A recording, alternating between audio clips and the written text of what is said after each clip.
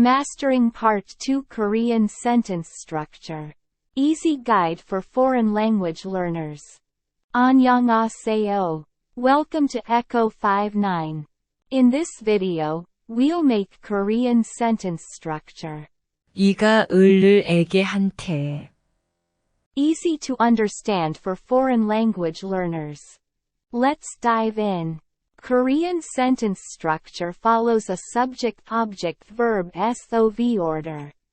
Understanding this structure is essential to constructing sentences in Korean. Let's break it down further. In Korean, particles play an important role in indicating the grammatical relationships between words.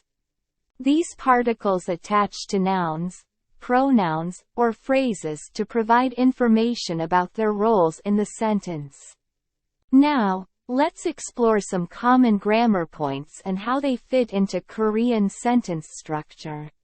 Subject marker, 이 and ga. The subject marker 이 and ga is used to mark the subject of a sentence.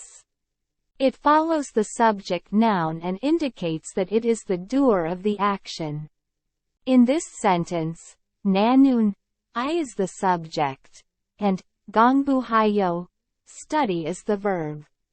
The subject marker 이가 is attached to 나, I to indicate that it is the subject of the sentence. Object marker. 을 앤들. The object marker. 을 앤들. Is used to mark the direct object of a sentence. It follows the object noun and shows that it receives the action. In this sentence, 사과, apple is the object, and 먹어요. eat is the verb. The object marker 을 앤들. is attached to 사과, apple to indicate that it is the direct object of the verb. Dative marker. 에게한테. The dative marker 에게한테 is used to indicate the recipient or destination of an action. It follows the noun or pronoun that represents the recipient or destination. In this sentence, 친구에게. to my friend represents the recipient, and 선물을.